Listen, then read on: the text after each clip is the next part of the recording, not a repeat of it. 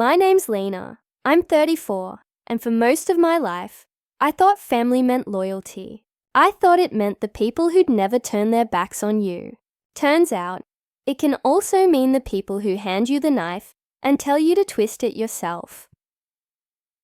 I grew up in a small town outside of Dayton, Ohio, one of those places where everybody knows everybody, and gossip travels faster than a tornado warning. My mum, Janet, was the kind of woman who cared more about what the neighbors thought than what her own kids felt. My brother Ryan was her golden boy, 2 years younger, always the favorite. You could see it in everything, from the way she bragged about his football trophies to how she'd shrug off his screw-ups like they were cute little quirks. Me? I was the responsible one. The one who cleaned up after the family chaos, paid my own bills, never asked for help. I thought that'd earn me some respect. Spoiler, it didn't. I remember that morning like it's burned into my skin. It was my 34th birthday, and I'd driven an hour from Columbus just to celebrate with Mom and Ryan. I'd been working overtime for months, juggling 2 part-time jobs after my divorce. I wasn't expecting balloons or cake or some big party, just dinner, maybe a movie, something simple, something normal. When I pulled up to the house, Mom's car was gone, but there were a bunch of others parked on the lawn.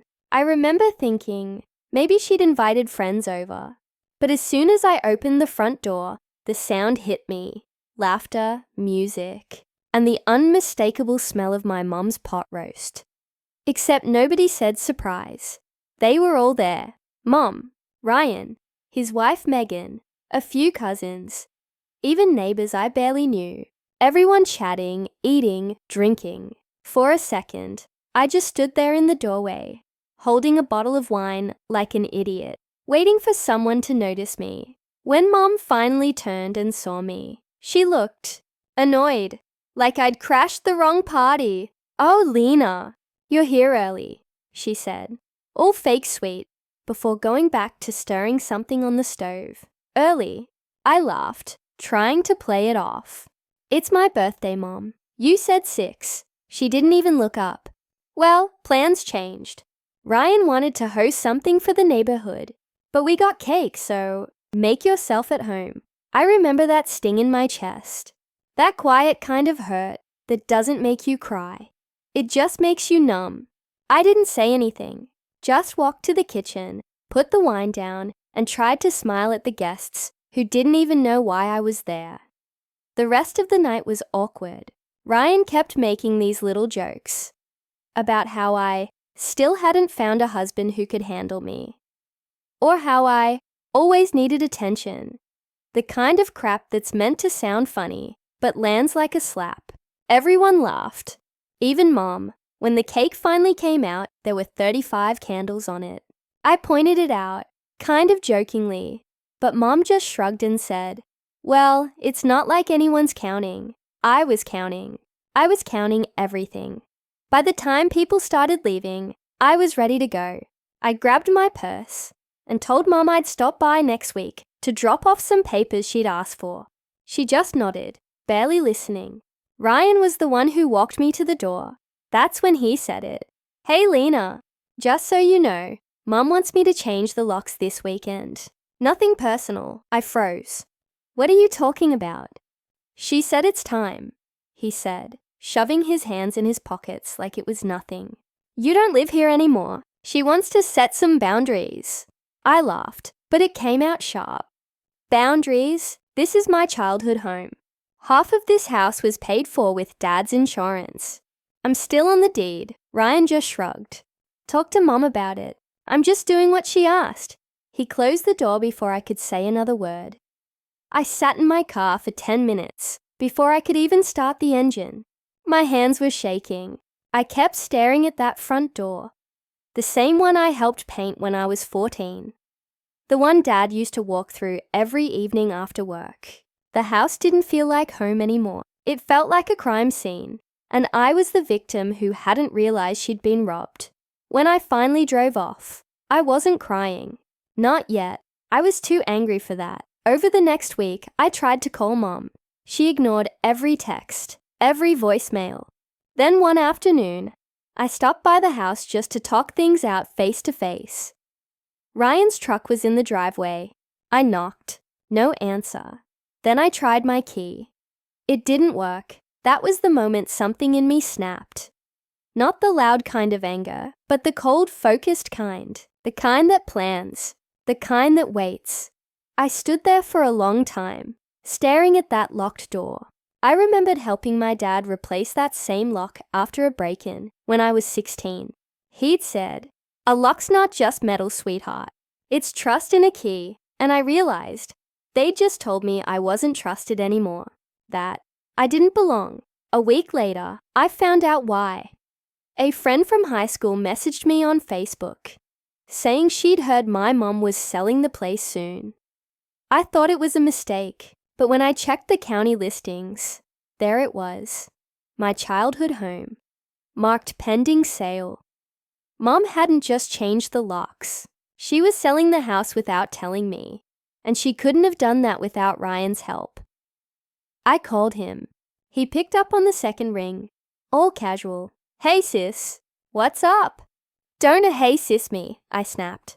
"You and Mom are selling the house. Are you out of your mind?" He sighed. "Look, Lena, you moved out years ago. You've got your own life now. Mom's just trying to downsize, without asking me, without my signature. I'm on that title, Ryan, legally." He went quiet for a second. Then, "You forfeited your share when you left, remember? You said you didn't want anything to do with this place after Dad died." That was grief talking. You know that. "Yeah, well," he said, "we already accepted an offer." I don't remember what I said next. Probably something ugly. But I do remember the way he hung up, like I was just background noise in his life. That night, I pulled out the old manila folder where I'd kept Dad's paperwork. The mortgage, the title, the insurance payouts. I wasn't sure what I'd find, but deep down, I knew something didn't add up. And I was right. Dad had left me as a 50% owner of the property, not Mom. The rest was under a trust that only dissolved when both parents passed away, which meant Mom couldn't legally sell without my consent. So what she and Ryan were doing wasn't just betrayal. It was fraud. And that was the moment stopped being sad, because I realized something my mom never taught me. Revenge doesn't always mean yelling or breaking things. Sometimes it just means outsmarting the people who think you're too soft to fight back. I spent the next 2 weeks quietly preparing copies of documents, bank statements, messages. I called a lawyer friend from college and asked some hypothetical questions. He told me everything I needed to hear. If Mom wanted a war, I was ready to fight it with a pen, not a fist. But before I could make my move, I needed to see her. One last time, for closure, or maybe to confirm just how far she was willing to go. So I showed up unannounced one Sunday morning. Ryan's truck was gone. Mom was in the garden, trimming her roses, like nothing had happened. She looked up, squinting. "Lena, what are you doing here?" "I came to talk," I said. "Well, you can't come in," she replied, straightening her back. "You don't live here anymore." That was it. No emotion. No apology. Just stone. I stepped closer. "You're selling the house?" Her lips twitched. "Yes, it's for the best. I need the money, and you were never around to help. I was never around because you made sure of it." I shot back. "You replaced me with Ryan the second Dad died." "Oh, don't be dramatic," she said, waving her hand. "You always wanted to be independent. You made your choices." "I didn't choose this," I said quietly. "You did." She gave me this small, satisfied smile. "Well, sometimes you have to do what's best for yourself. You'll understand when you're a mother." That one hurt. She knew I couldn't have kids after my surgery 2 years ago. She knew, and she said it anyway. That's when I decided I wasn't just going to stop her sale. I was going to make sure she learned what betrayal really felt like, and I had just the plan to do it. You ever have one of those moments where you stop seeing someone as family and start seeing them as a stranger. That was me after that day in Mom's garden. Something inside me switched off. I wasn't her daughter anymore. I was the woman she underestimated. The house meant more than walls and a roof. It was Dad's sweat, his memory, his promise, and she was trying to erase it for a quick payout. I wasn't going to let that happen. The first thing I did was get legal clarity. My college friend Ethan was now a property lawyer in Cincinnati. We met at a diner halfway between our cities. He brought a folder, ordered coffee black, and didn't waste time. "Your mom can't sell the house without your written consent," he said, flipping through the documents. "You're a co-owner. She's committing fraud if she's signed anything in your name." I just stared at him. "So what do I do?" He looked up, smirking. "You stop her. Legally, quietly. Make her think she's getting away with it until she's already too deep." That was the first time I smiled in weeks. Ethan helped me draft a notice of ownership claim, basically a legal flag, that says you can't sell this property until this person agrees. We filed it with the county recorder's office that Friday. By Monday, the house sale was frozen. Mom had no idea yet. A few days later, Ryan called me. His tone was all irritation, no guilt. "Hey, what the hell did you do?" The buyers pulled out. I leaned back in my chair, playing dumb. "Really? That's weird. Maybe they found out the house wasn't yours to sell. You think this is funny?" I sighed. "No, Ryan. I think it's justice. You two tried to sell something that doesn't belong to you. Now you get to live with that." He muttered something under his breath before hanging up. That night, Mom called. Her voice was tight, controlled. "You've embarrassed me, Lena." "I protected Dad's memory," I said. "There's a difference. You always have to be the victim, don't you?" "Mom, you told my brother to change the locks on my birthday. You sold the only home I had left of Dad, and you expect me to feel guilty." She didn't answer that, just said, "You'll regret this," before hanging up. But she was wrong. For the first time in a long time, I didn't feel regret. I felt calm. Weeks passed. I kept living my life, working, saving, barely thinking about them, until one day, I got a call from a real estate agent. Apparently, Mom had tried to relist the house under Ryan's name only. She figured if my name wasn't on that paperwork, it would slip through. But because of the notice Ethan filed, it automatically flagged the transaction. That's when I realized something. She wasn't going to stop until someone made her. So I did something bold. I offered to buy the house. It wasn't easy. I had savings, but not enough. So I took out a small personal loan, convinced Ethan to help me structure it right, and filed an offer through a proxy, under a trust name, so she wouldn't know it was me. A month later, she accepted. The moment the paperwork cleared, I transferred the deed to myself, legally, cleanly, permanently. When Mom found out, I swear I could feel the rage vibrating through her phone call. "You stole it," she shouted. "No," I said quietly. "You tried to sell it. I just made sure it stayed where it belongs. You think this makes you better than me?" "No, Mom," I said. "It just means I'm smarter than you gave me credit for." Then I hung up. But revenge, real revenge, isn't always about winning in court. Sometimes it's about exposure. And the truth was, everyone in our small town still thought Mom was this perfect, church-going woman who helped her neighbors and baked pies for fundraisers. They didn't know she tried to con her own daughter, so I told them. Not in some dramatic way, no screaming, no public fight. I just started telling the truth when people asked. When Mrs. Parker from next door asked why the for sale sign disappeared, I told her the truth. "Oh, Mom tried to sell it behind my back. Turns out she couldn't." When the pastor asked why Mom hadn't been to service lately, I said, "She's been busy trying to undo the damage of lying to her own daughter." The gossip spread like wildfire. By the end of the month, she wasn't getting invited to her church groups anymore. Her friends stopped dropping by. Even Ryan started keeping his distance because he didn't want the fallout. And you know what? I didn't enjoy it. Not at first. It just felt quiet, peaceful. Then one day, I got a text from Ryan. It said, "You win.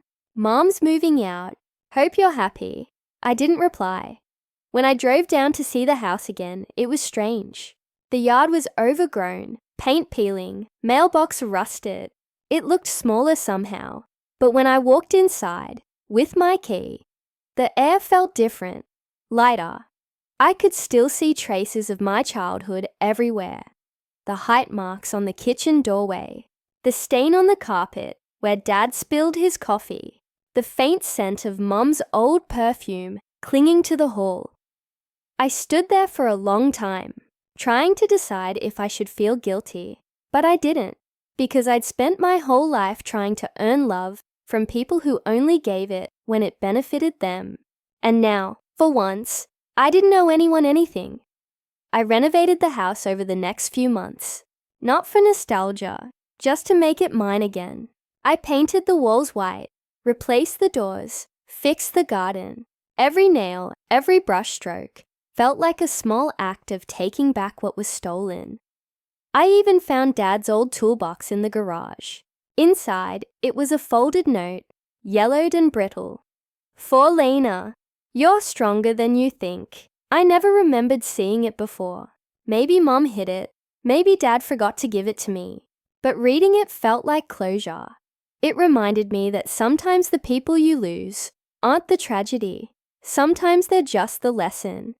The last time I saw Mom was 6 months later. She came by unannounced, standing at the edge of the yard with Ryan in tow.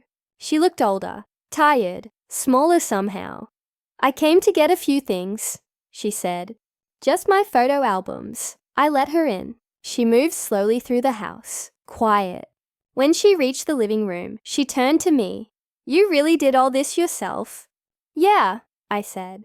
She nodded, almost approvingly. "It looks nice." For a second, I thought maybe she'd apologize. Maybe she'd say she was wrong, that she missed me.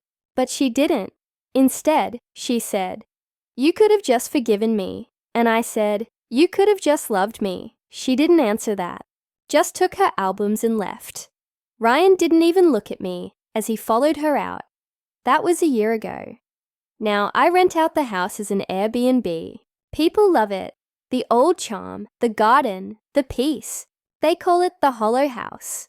Sometimes I stay there on weekends, sit on the porch with a glass of wine, and watch the sunset the way Dad used to. And every time I do, I think about that birthday night, the laughter, the locked door, the woman who thought she could erase me. I smile a little, because she taught me exactly how strong I could be. And that's the kind of lesson you never forget. You'd think that once the dust settles, the anger would fade. That forgiveness might eventually fill the empty spaces. But truth is, it doesn't, not really. What happens is quieter. You just stop caring. That's what happened to me. Months went by. Mom and Ryan moved 2 towns over, into some small rental on the edge of Springfield. I didn't hear from them again. Not a call, not a text. And for a while, I thought that was it. The story was over. But people like my mom, they don't give up control, not even when they lose it. It started with letters, handwritten, shaky penmanship. The first one came in November, right before Thanksgiving. It said, "You'll always be my daughter. I miss you. Maybe you could come by for dinner." I didn't respond. The second came in December. "I can't afford the rent here. Your brother's not helping. Maybe we can work something out. The house has 2 bedrooms. Maybe we could share." That one made me laugh. The irony of it. Her asking to move into the house she'd tried to sell out from under me. Then, nothing for a while, until February. I came home one evening to find Mom sitting on the porch steps, a grocery bag at her feet, wearing the same coat she used to wear when I was a kid. Green wool, missing a button. "Lena," she said softly when I pulled into the driveway. "Can we talk?" I didn't want to. Every instinct in me screamed to turn around, go inside, lock the door. But she looked small, like someone who'd finally run out of excuses. So I sat on the step beside her. She told me Ryan had left. Moved to Colorado with some girl he'd met online. He'd drained her savings before he went. She was broke, alone. I don't have anyone else, she said. You're still my daughter. I looked at her hands, trembling in her lap. Then I looked at the house. The porch lights I'd hung. The garden I'd rebuilt. The window frames I'd repainted with my own money, Mom. I said quietly, "This house isn't yours anymore." "I know," she whispered. "But maybe I can help. Cook, clean. I could stay in the spare room." I almost said yes. Out of habit, out of pity. But then I remembered standing in the rain that night of my birthday, banging on the locked door while she and Ryan laughed inside. That memory was enough. "No," I said. "You can't stay here. You made your choices." Her face hardened, the old bitterness creeping back. "You think you're better than me?" I stood up. "No, just wiser." She left without another word. After that night, I didn't see her again. But something strange happened. I started thinking about her, not with anger, but curiosity. I wondered how someone could twist love into ownership. How she could look at her kids and only see what they could give her. That thought haunted me more than the betrayal. So I did what I do best. I turned pain into purpose. I started volunteering at a local shelter for women escaping family, manipulation, and emotional abuse. I didn't tell them my story, not at first. I just listened, and over time I realized how common it was. Parents who used guilt like currency, siblings who turned affection into competition, families who taught you that love meant debt. Every story felt like a mirror, and slowly it stopped feeling like revenge and started feeling like healing. Then one evening, after a shift at the shelter, I got a phone call. It was from a hospice nurse in Springfield. "Are you Lena Myers?" she asked. "Yes." "Your mother's here. She asked for you." I didn't say anything for a long time. "Do I have to come?" "No," the nurse said gently. "But she doesn't have long." I drove there the next morning. The building smelled of disinfectant and lavender. Room 12B. That's where she was. She looked different, smaller, frailer. Her hair almost white. When she saw me, she smiled weakly. "You came," she said. I did. We sat in silence for a while. The machines hummed softly beside her bed. She finally said, "I was wrong, Lena. About the house. About everything. I just didn't know how to stop controlling things. It made me feel needed." I swallowed hard. "You hurt me." "I know," she said. "And I don't expect forgiveness. I just didn't want to die without saying I was sorry." It wasn't some grand moment. No music swelling. No tears pouring. Just a tired woman trying to make peace. And a daughter who finally understood she didn't need to carry the past anymore. I nodded. "I accept that." She smiled faintly. "That's enough." She passed away 2 days later. After the funeral, I went back to the house. I stood in the kitchen where Dad used to make Sunday pancakes, and Mom used to hum old country songs. The sunlight hit the counter just right, dust floating like golden snow, and I realized something. Revenge wasn't what I thought it was. It wasn't about payback or proving a point. It was about reclaiming control over my own story, about knowing that no matter what they took, they couldn't take who I became because of it. I took out a box I'd kept hidden in the closet. Inside were old family photos. Mom smiling with Dad, me and Ryan at the lake, birthday candles, the whole mess of it. I didn't throw them out. I just put them in the attic. Because some memories don't need to be erased. They just need to rest somewhere. You don't trip over them every day. Today, I still live in that house, but it doesn't feel haunted anymore. It feels honest. The kind of peace you earn, not inherit. Every year on my birthday, I light a candle, not for celebration, but for gratitude. For the woman who tried to break me, and the woman I became because she failed. And sometimes, when the wind moves through the garden at night, I swear I can hear Dad's voice again, steady, calm, like he's saying, "You did good, kid." And maybe I finally did.